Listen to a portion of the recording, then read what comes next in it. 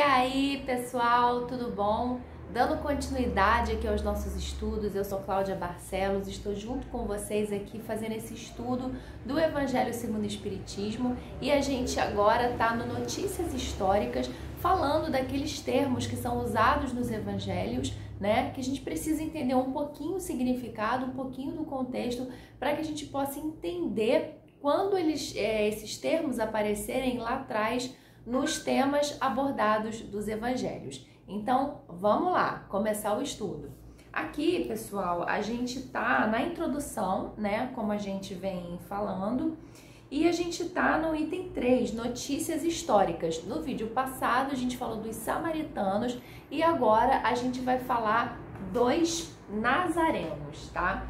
Então, os nazarenos, como ele fala aqui, é uma parte bem pequenininha, né? Ele vai falar pra gente que é o nome dado na antiga lei pelos próprios judeus, né, que faziam voto perpétuo ou temporário de guardar perfeita pureza.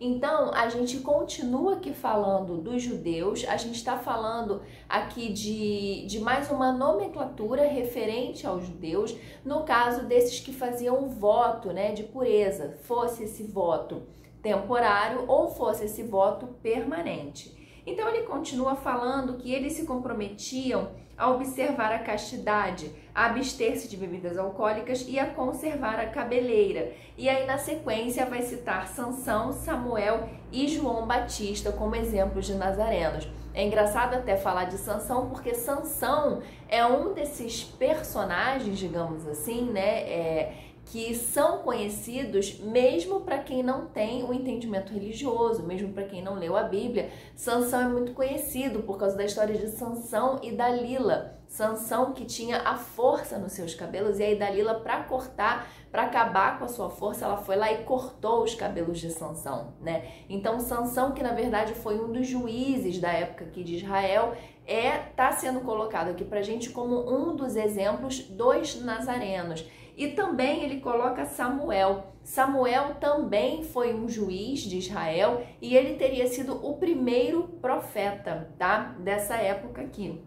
E depois fala de João Batista. João Batista, na verdade, foi o precursor ali de Jesus, foi aquela pessoa que já veio, digamos assim, preparando o terreno, né? A gente sabe que antes de Jesus, muitas pessoas, inclusive o próprio Moisés, ele já veio preparando esse terreno, mas João Batista era ali o mais contemporâneo, né? Então, assim, ele veio ali bem próximo, conviveu ali bem próximo de Jesus. E João Batista também era nazareno, também fazia esse voto de pureza. Inclusive, a gente conhece também, né, uma característica de João Batista, que era a forma como ele se alimentava, de gafanhotos e mel, né? Então, mostrando aí realmente uma simplicidade, uma humildade nos seus hábitos e no seu proceder.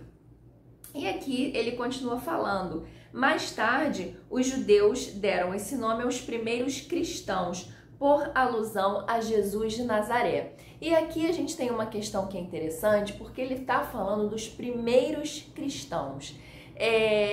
Apesar da gente ter a religião, né, que se denomina cristianismo, e aí a gente tem então os cristãos como os seguidores do cristianismo, não foi Jesus, ou pelo menos ele não teve a intenção de fundar uma religião, de fundar o cristianismo. Então, como a gente vai ter oportunidade de estudar no Evangelho segundo o Espiritismo, no primeiro capítulo logo, que é o nome Não Vim Destruir a Lei, a gente vai ver que Jesus, quando ele veio, quando ele fez aqueles ensinamentos, quando ele pregou aquelas passagens, ele não teve a intenção de destruir a lei, de destruir aquilo que já foi trazido por Moisés.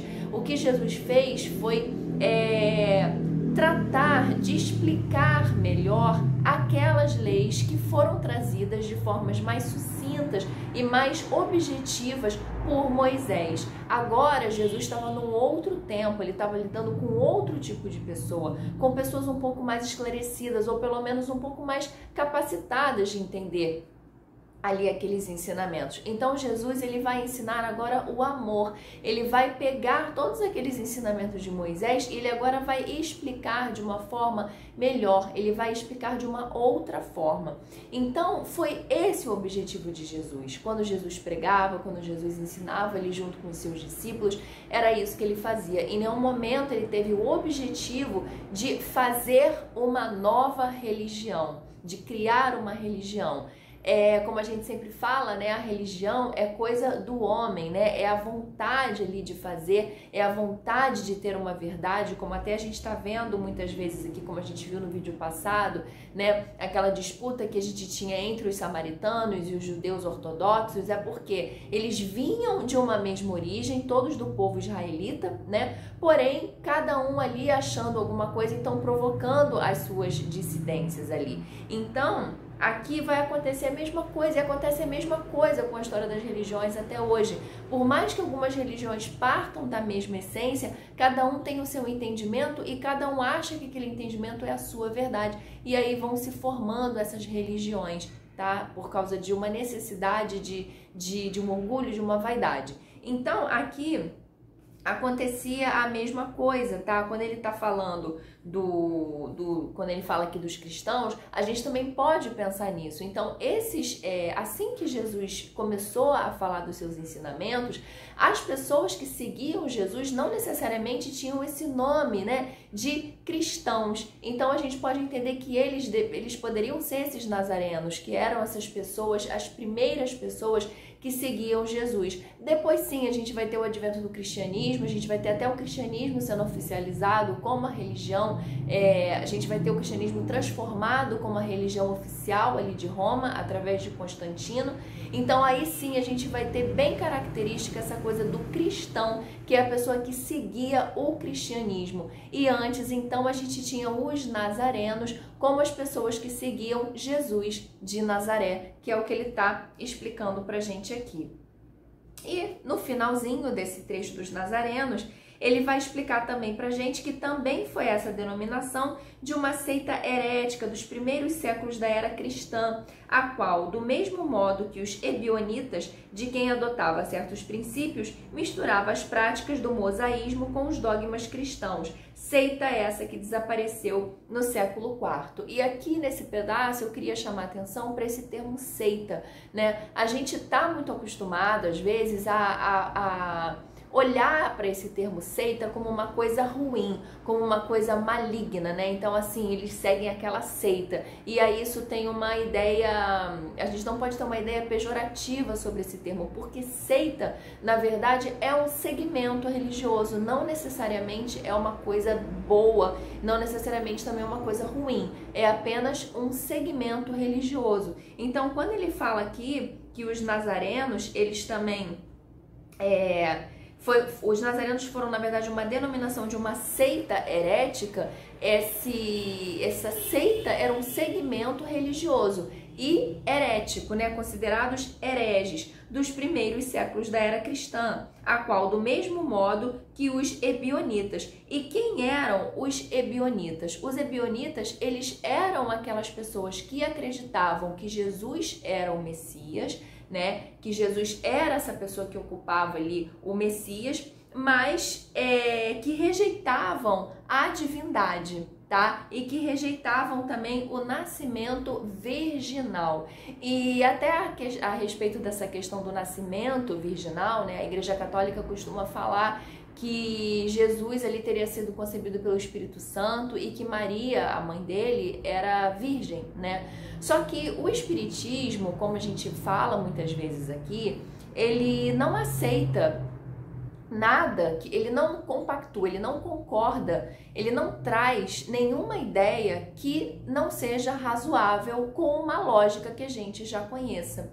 Então, apesar da gente abordar, a gente vai abordar isso muitas vezes, né? Abordar os milagres de Jesus, entender que não eram milagres, que na verdade é uma questão de magnetismo, então por isso ele conseguia curar as pessoas. A gente vai entender muitos desses detalhes, mas a gente entende que não tem uma possibilidade lógica de Jesus ter sido concebido sem uma atividade sexual, que é como a gente hoje sabe que as crianças são geradas, né? Então, o que existem alguns entendimentos que falam que, na verdade, Maria era considerada virgem porque virgem é um termo utilizado antigamente, na época de Maria, para mulheres puras espiritualmente falando, mulheres muito sábias, mulheres ali como Maria, né, para ter uma capacidade de receber Jesus, esse espírito tão evoluído. Então, esse conceito de virgindade, ele vem nessa época com essa característica de pureza, não necessariamente relacionada a você ter tido ou não uma relação sexual, uma atividade sexual. E também a gente entende que Maria deveria ser uma jovem, né, casada com José, mas sim, a gente entende que eles tiveram uma relação sexual, mas ela era considerada a Virgem Maria por conta da sua constituição moral e espiritual. E aí a Igreja Católica depois ela transformou essa imagem da virgindade nessa questão que a gente conhece hoje, que seria a virgindade sem uma atividade sexual, e Jesus aí teria sido concebido então pelo Espírito Santo, como a Igreja Católica coloca, tá? Então, a gente está falando aqui dessa questão do nascimento virginal, porque justamente esses ebionitas, eles apesar de acreditarem em Jesus como Messias, eles não acreditavam nessa parte da divindade, né, dele ser ali filho de Deus, e também não acreditavam nesse nascimento virginal. Então a gente vai vendo aqui que apesar da gente ter os judeus e eles terem aí a sua origem, né, a mesma origem, a gente vai percebendo nesse estudo e também com os outros que a gente vai estudar aqui ainda, os outros termos que vão aparecer, a gente vai percebendo que apesar dessa mesma origem, todos eles tinham ali as suas dificuldades, as suas formas de pensamento diferentes. Tá bom, pessoal? Então, hoje a gente vai ficar por aqui. A gente viu hoje o estudo dos nazarenos. Semana passada a gente viu os samaritanos. E a gente vai continuar dando sequência nos próximos vídeos aqui a notícias históricas. E a gente vai estudar na semana que vem os publicanos, tá bom? Eu espero vocês no próximo vídeo. Tchau!